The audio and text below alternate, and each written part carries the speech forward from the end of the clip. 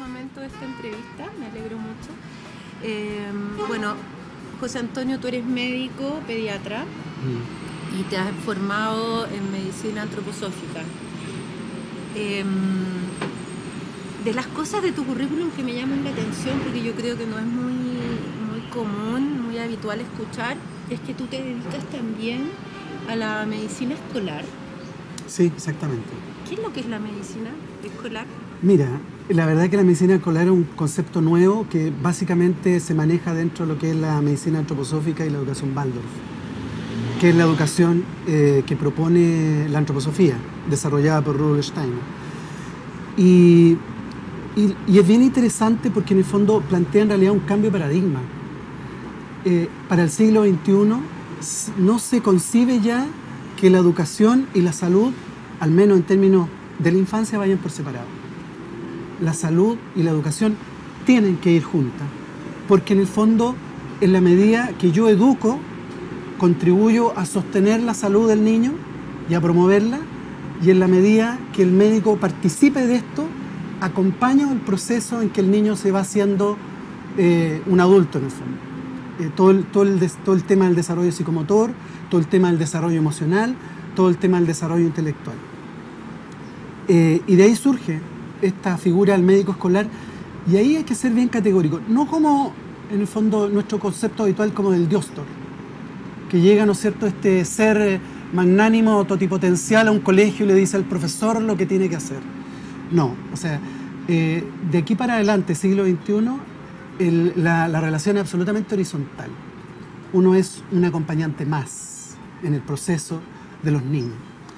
Y lo que tal vez se vela es que todo el proceso de aprendizaje sea armónico, ¿sí? Y se va, en el fondo, la idea es que la educación de alguna forma tiene que ser individualizada. O sea, hay niños que efectivamente tienen más avidez de un conocimiento, llamémoslo intelectual. Pero hay otros niños que como un árbol, ¿no es cierto?, son frutos más inmaduros, que yo no puedo hacer madurar a la fuerza. Eso lo sabe muy bien un agricultor. Sí. Y debiéramos saberlo, porque tiene consecuencias. Y las consecuencias más complicadas son intelectualización precoz por un lado y déficit atencional tal vez como su polaridad. Entonces tiene que haber un personaje, alguien que sepa de medicina, que sepa de desarrollo psicomotor, que sepa de neurociencia, que sepa de emocionalidad, etcétera, etcétera, etcétera, y que pueda acompañar al profesorado en este camino y dé su opinión frente a los niños en forma individual. Yo, en el fondo, mi acompañamiento ha sido en jardines infantiles y en colegios, en que el médico escolar tiene que ir a los colegios, de tal manera hacer una observación individual de los niños. Particularmente, vemos casos, al menos acá, en lo que a mí me ha tocado, tanto en Chile y en México. Yo trabajo en Chile y en unos colegios en Cancún. Uno hace una observación, después de esa observación hace una devolución al cuerpo docente, donde se conversan los problemas que tienen los niños, a todo nivel. Y por supuesto, si es necesario, se puede hacer también una devolución a los padres, y el ideal es hacer también, así como hago una observación en los niños, hago un acompañamiento al cuerpo docente, eventualmente se hace una devolución a los padres, como con indicaciones médicas. Yo como médico antroposófico tengo la ventaja de que puedo dar medicamentos naturales para acompañar el proceso emocional, el proceso físico, el proceso de la psicomotricidad. También se hace un acompañamiento en escuelas de padres, que probablemente yo creo que lo que va a cambiar profundamente nuestro sistema escolar es la instancia de escuela de padres, pero no desde la fomedad en que entendemos hoy en día la escuela de padres, sino que ese es un desafío que tenemos tanto docentes como médicos, como directores de colegios y universidades, de crear y de acompañar a los padres, primero hacerles entender que no es posible, así como no es posible una educación, una salud sin, en el fondo, por separado, tampoco es posible sin que la comunidad esté presente. O sea, la tercera pata de esta mesa es la comunidad. Y la cuarta es el ambiente, obviamente, lo ecológico, todo lo que tiene que ver con la ecología, tanto desde la ecología emocional hasta la ecología dura, digamos, hasta la ecología, ¿no es cierto?, basura, etcétera, etcétera. Digamos. Todo eso es lo que profundamente el médico escolar considera, valora y acompaña para que cuadre y encaje la educación que realmente necesitan nuestros niños.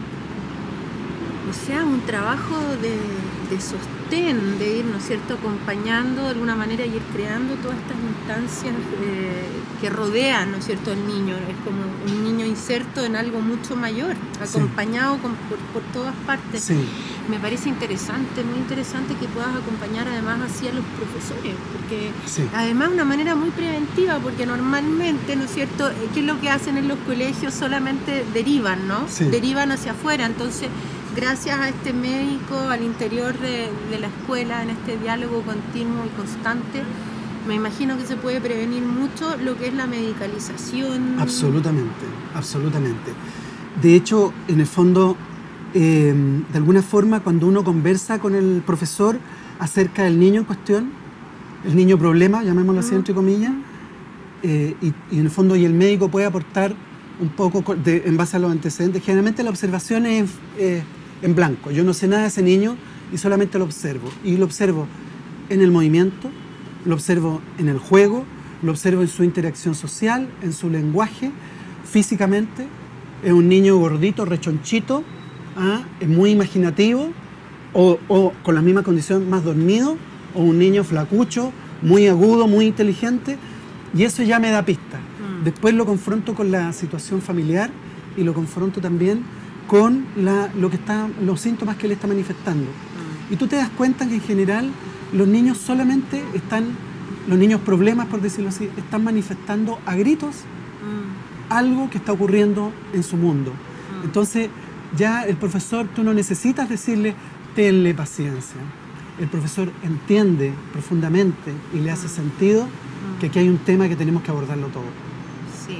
Y de esa forma su quehacer es mucho más amoroso y en el fondo empatiza y aparece la compasión con respecto al niño. No la compasión, ¿no es cierto?, burda, sino que con pasión yo acompaño a un ser que se está creando, que se está formando. Ese es un tremendo tema, ¿no? Es un tremendo tema, sí. Como de las herramientas que también debiésemos entregarle en esta sociedad, en esta cultura, a los educadores para poder estar en ese lugar, sí, ¿no? Sí. De poder comprender realmente qué es lo que le pasa a un niño en su alma. Sí. Ahora, volviendo al tema de lo que tú ves al interior de las escuelas, te quiero preguntar respecto a algo en particular, que yo sé que tú la otra vez estuviste organizando, ¿no es cierto?, este encuentro en torno al tema del síndrome de déficit atencional. Sé que hubo un encuentro grande la otra vez, ¿no? Entonces, te quiero preguntar respecto a tu perspectiva. A mí me impacta demasiado esto de la cantidad, la estadística que hay, ¿no?, en este país de niños que están tomando medicamentos cada vez más pequeños, ya a los 4 años, 5, o sea, justo en el grupo, digamos, al cual corresponde este curso, ¿no?, que entre los 4 y 8 años es el periodo en el cual vemos más niños yendo al psiquiatra, al neurólogo, tomando medicamentos. ¿Por qué crees tú que hemos llegado en este momento a esta, yo lo percibo como una crisis, ¿no? Como niños tan pequeños con este diagnóstico? Primero, desde tu punto de vista, José Antonio, ¿por qué? ¿Cómo son estos niños que tienen este diagnóstico? ¿Qué características tienen? Sí. El déficit atencional yo creo que probablemente el tema más preocupante de nuestra sociedad y que denota la crisis severa en que está la educación y la salud. Porque en el fondo, finalmente, con todo respeto, neurólogos y psiquiatras, a mi entender, están bastante fuera y bastante ajenos a lo que realmente está ocurriendo. Me parece que en realidad es un escándalo que un niño vaya a una consulta médica y en esa primera consulta se haga un diagnóstico de déficit atencional y se vaya con un medicamento que es un químico, que es un derivado anfetamínico, que tiene funciones muy similares a la cocaína, en niños 4, 6, 7 años, desconociendo absolutamente lo que es la infancia, desconociendo absolutamente cuál es la realidad del niño, que un poco te puedo contar. Yo te diría que aproximadamente la mitad de los niños que yo atiendo son niños que básicamente son creativos. son niños en realidad que no quieren estudiar porque no les interesa, porque están frente a un profesor que transmite una cosa intelectual, una cosa repetitiva, y probablemente lo más importante, no un profesor con pasión, no un profesor con punch, con gana. Tendrá sus temas, yo ahí no me voy a meter, pero en el fondo el niño creativo necesita ser estimulado, necesita ser provocado. Sí. Y si el profesor no lo provoca positivamente, por supuesto, en la magia, en el misterio, en la maravilla, ese niño no va a querer, entonces prefiere mirar las moscas. Y eso yo te diría que el 50% de los niños medicados son niños creativos. Que el punto entonces no habría que medicarlos, sino que habría que darle una educación un poco distinta. Y probablemente ellos apuntan más fuertemente a la crisis de la educación, a esta educación que está absolutamente unilateral en la intelectual. Sí. Absolutamente unilateral en lo intelectual. Y eso hay que cambiarlo con urgencia. El niño hasta los 6-7 años es un artista, es un creativo por antonomasia. Desde el punto de vista del desarrollo neurológico, está absolutamente en todo lo que controla el hemisferio derecho.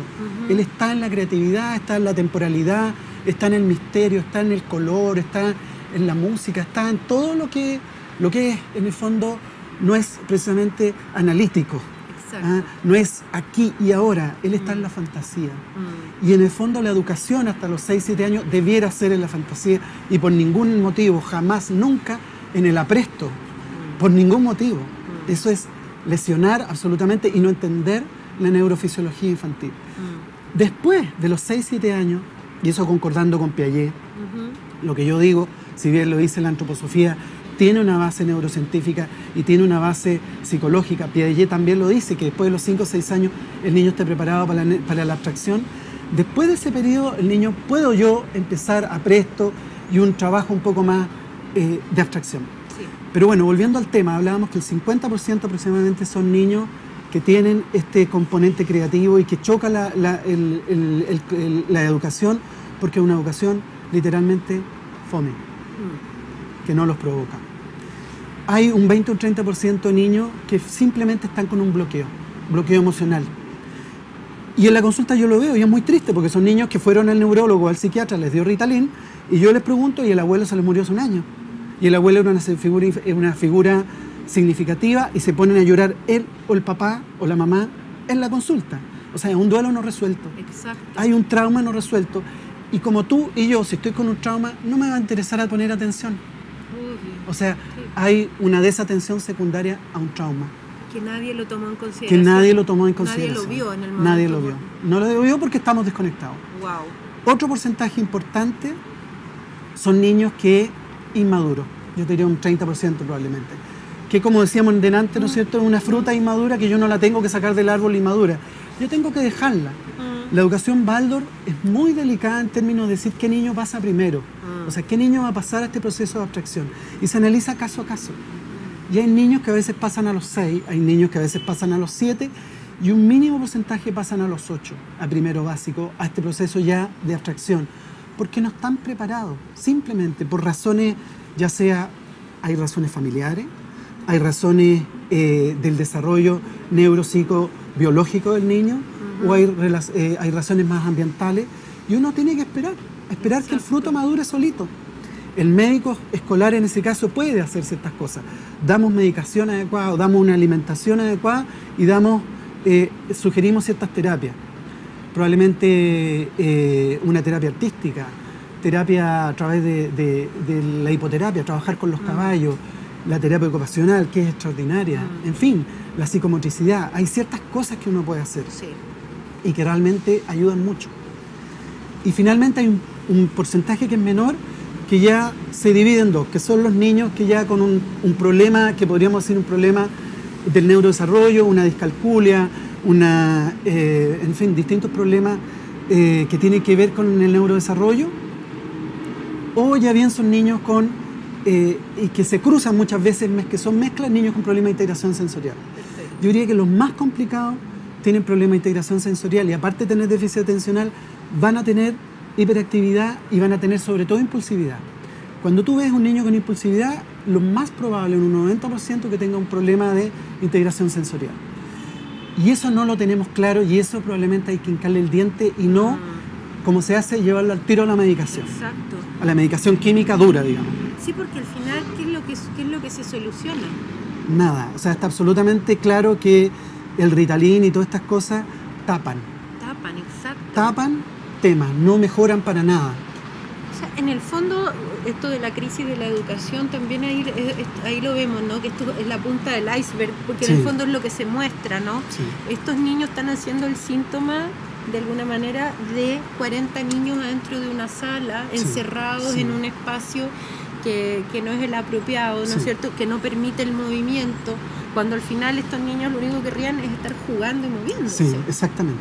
Esa es hasta los 6-7 años categórico. De hecho, cuando yo sé que un niño está preparado para pasar a primero, cuando el niño conquista la calma. Cuando un niño tú le dices, quédese quieto, y el niño se queda quieto, ese niño ahí está, porque en el fondo es maestro del movimiento. Si no, yo tengo que ver, hay un problema entre los 2 y los 4 años del movimiento. También lo veo a través del juego, también lo veo a través de su neurodesarrollo y de su biología. Todo te ayuda a entender dónde están los hitos que no se cerraron bien, porque en el fondo uno de los principales problemas que tiene nuestra educación es que es desconfiada. No confía en el niño. Eso mismo estaba pensando. No confía en el niño. Dice, no, este niño solo no va a andar, hay que tirarle un químico. ¿Y qué estamos haciendo? Le estamos diciendo, cuando tengas un problema, a los 20, a los 30, a los 50, tómate una pastillita. Exacto. Eso se lo estamos diciendo literalmente. Exacto. Ese es el ejemplo que le estamos dando. Exactamente. Ahora, yo no quisiera hacer, o sea, hay un tema que me parece muy importante, que es la base del iceberg. Y que tiene que ver con que todo lo que yo digo, seguramente de clase media para arriba, funciona y funciona bien. Pero evidentemente tenemos profesores que se enfrentan a las clases, digamos, menos acomodadas y más sufridas de este país. Y yo lo he visto en testimonio. Y te dicen, sí, eso es muy bonito, pero ¿qué hago yo en mi sala de clase? Y yo creo que también tenemos que desarrollar una forma de abordarlo. Y la hay, no creas que no. La pedagogía Waldorf y la medicina antroposófica desarrollaron un concepto que se llama pedagogía emergencia y que se usa en campamentos en Kenia, se usa en guerras, se usa en desastres naturales, se usó en el terremoto en Japón. O sea, hay forma de actuar efectivamente en pobreza dura. Y probablemente sean, y evidentemente hay ciertos sectores, ya sea por pobreza dura, por tremendas disfuncionalidades familiares, en que yo a lo mejor tengo que usar químicos. Sí, la pedagogía Waldorf y la medicina antroposófica no son contrarias 100% a los químicos. Lo que somos contrarios que sea la primera línea. Probablemente deberían ser de tercera, cuarta línea. Exacto. Y después de que se hace un análisis conjunto, médico escolar, probablemente bienvenido neurólogo, bienvenido psiquiatra, profesores, psicólogos, terapeutas, en fin, todo el grupo finalmente toma una decisión, pero no jamás, por ningún motivo, en una primera consulta frente a un neurólogo o un psiquiatra. Eso a mí me parece, con todo respeto, aberrante. Sí, eso tiene que ver con lo que tú estás hablando, el tema de la confianza, porque finalmente, de la confianza en el niño, ¿no? Porque ahí hay un tema también profundo, creo yo, ¿no? ¿Por qué en nuestra sociedad, en nuestra cultura, no podemos esperar? ¿Te fijas? Es como que no podemos esperar a la primera, como tú dices, el medicamento, porque tenemos que solucionar muy rápido el problema, y no podemos esperar como que la fruta madure tranquilamente, no podemos dar esos tiempos. ¿Qué pasa? Digo yo, que vivimos en un mundo tan rápido, ¿no? Tan como de resultados rápidos, queremos todo tan rápido, aquí y ahora, rápido, que no podemos esperar los procesos, no podemos esperar el trabajo conjunto. Es que yo creo que hay un problema estructural. Yo creo que en el video de la educación prohibida sale bastante claro. La educación es una herramienta política, finalmente. Y las decisiones profundas que se han tomado en educación en este país, si tú las analizas, son políticas.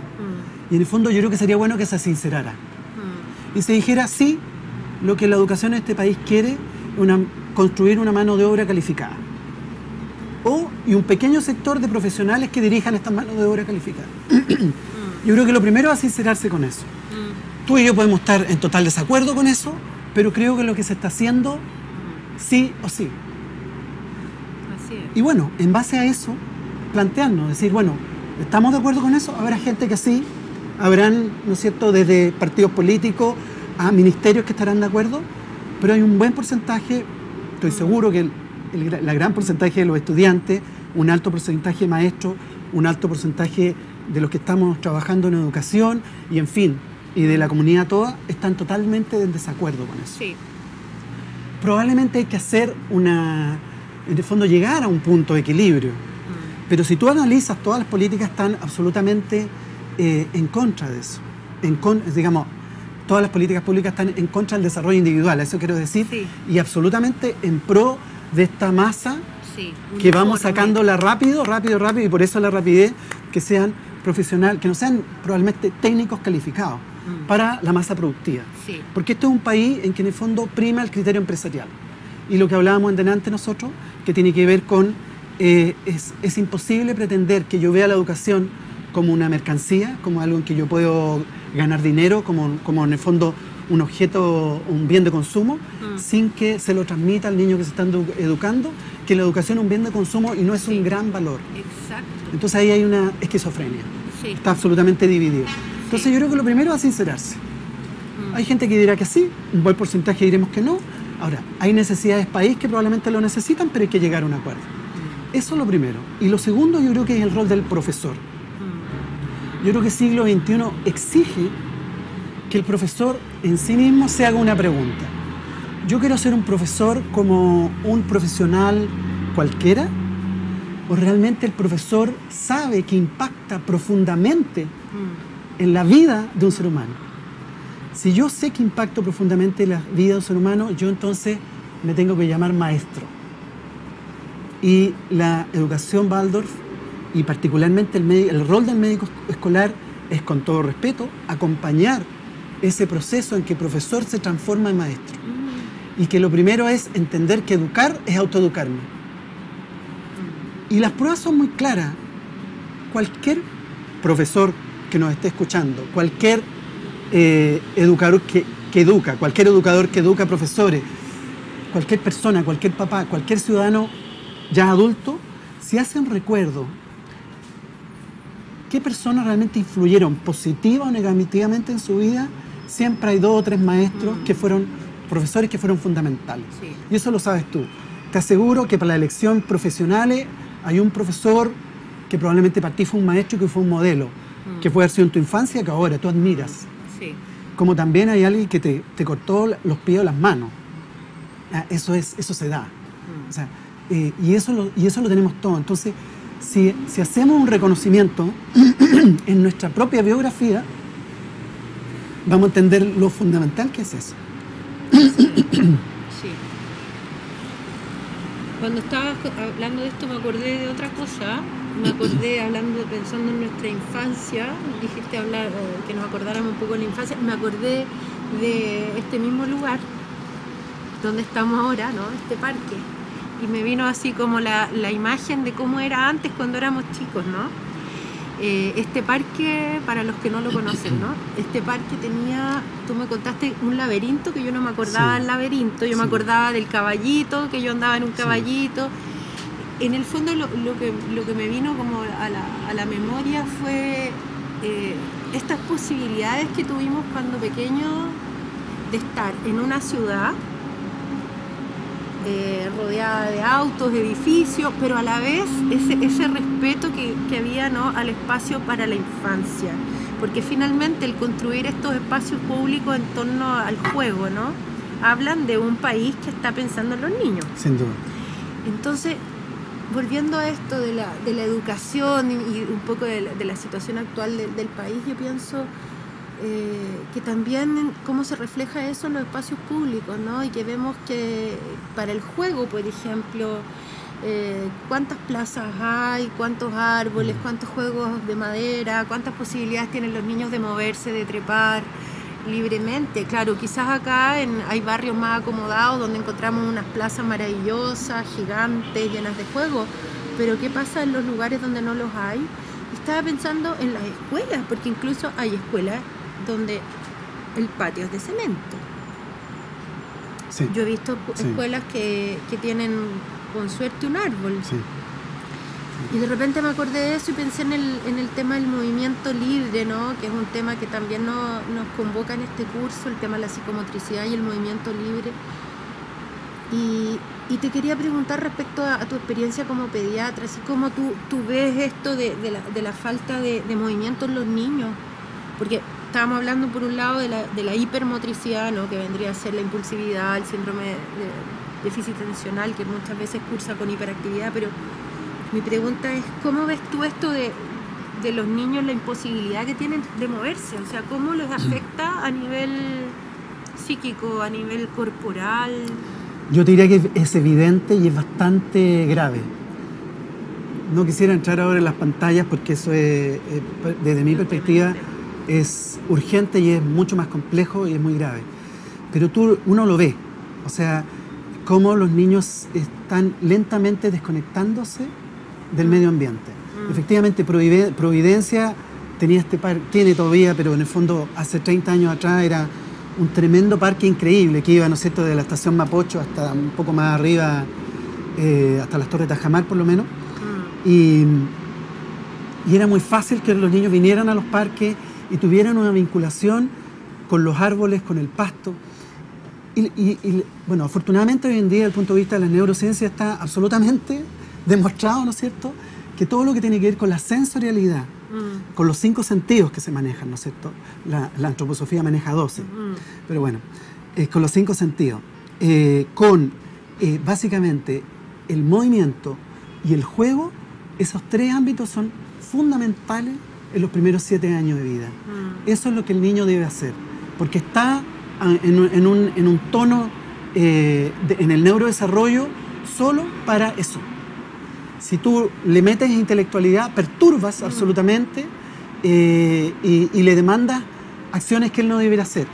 Y lo que pasa detrás de eso es que aparece lo que nosotros conocemos como intelectualización precoz, que en el fondo empieza a haber un estrés lento y sostenido, porque es pedirle a alguien algo que no está preparado, simplemente. Si yo le pido a alguien que no está preparado, un oficinista, que está acostumbrado, ¿no es cierto?, a escribir en el computador, y yo lo pongo a hacer sándwich en el casino, y no tiene idea, nunca ha hecho un sándwich, le va a generar estrés, te va a pasar a ti, a mí, a cualquiera. Los niños es la misma cosa. Los niños neurofisiológicamente vienen con una biología que lleva 10.000 años, no 1, ni 5, ni 50, 10.000 años en que el niño está preparado para ir paso a paso. Y estos primeros años son de sensorialidad, son de juego y son de movimiento. Por lo tanto, efectivamente, es triste ver de que las autoridades no tienen idea de esto y se aprueban jardines, colegios y escuelas en que son de cemento. La verdad que eso es un atentado hacia la infancia. Y la verdad que necesitamos, y lo mismo, o sea, todas estas cosas que se hablan, que la ciudad tiene que tener un tema urbanístico, nunca se habla realmente de la infancia. Se piensan en placitas chiquititas con juegos. No, los niños necesitan espacio, necesitan perspectiva, necesitan 3D real. Por lo tanto, necesitan espacios grandes, necesitan grandes parques. Absolutamente al revés de lo que se hace ahora, que se dejan en el departamento bien controlados con su tablet, con el teléfono. Y eso los primeros 7 años de vida, la verdad, que es un atentado, y uno lo ve. O sea, primero aumenta el nivel de estrés. Segundo, obviamente que aumenta también, es una de las razones por las cuales aumenta el déficit atencional. Un niño que está sobrecargado de estímulos intelectuales a los 4 o 5 años le va a generar estrés y le va a generar un síndrome ansioso. Exacto. Por lo tanto, por ansiedad el niño va a ser inquieto. O va a estar tan sobrecargado que aparece la desatención. Entonces, o diagnostico un déficit atencional por desatención, sin preguntarme, que es lo que creo habitualmente están haciendo neurólogos y psiquiatras, muchas veces, no quiero ser injusto con todo, o un niño digo que es hiperkinético, pero porque está sobrecargado de estímulos. Exacto.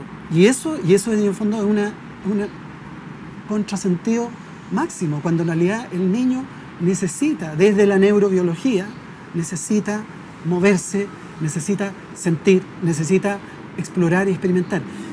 Y es el fondo, el científico que todos llevamos adentro, en la primera infancia, se manifiesta en la movilidad y en el juego exploratorio libre.